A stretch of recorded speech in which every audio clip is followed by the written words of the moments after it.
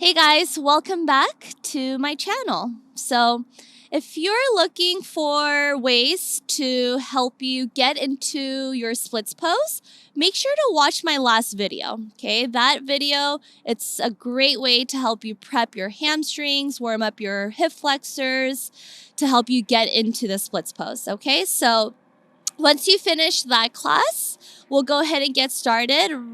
We'll jump into our splits pose, okay? So you're gonna need your 2 blocks, and let's go ahead and get started in our half splits pose.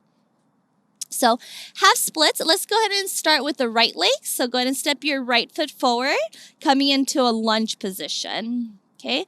So half splits is a good way to help you start if you're new to your splits pose, okay? So once your right knee is over your right ankle, you're gonna straighten out your right leg, walk your hands back, and stack your hands underneath your shoulders.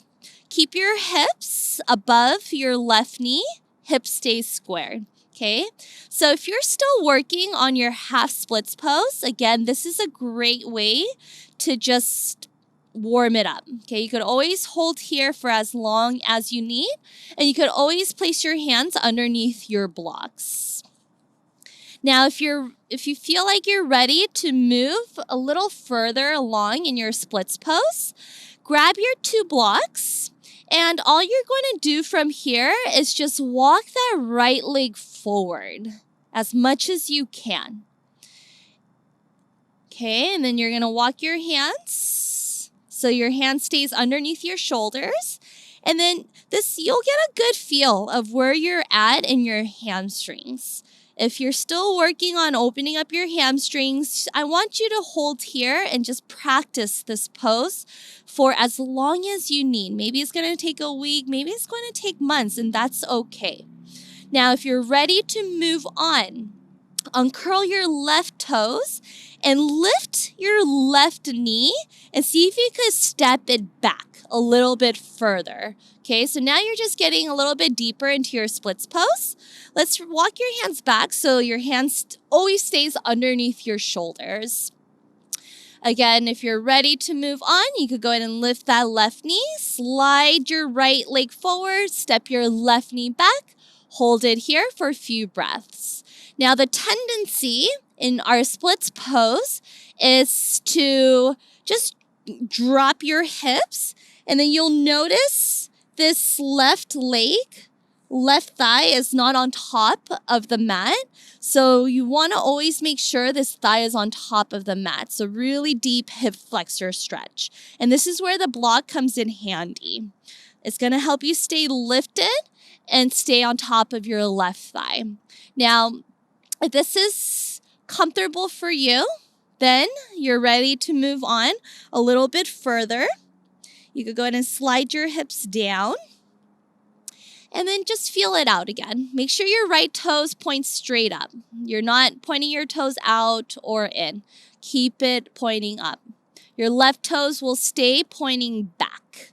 Good. Holding here, pulsing it out for 3, 2, 1, and then if you're ready, you don't even need your blocks, and you could drop your hips.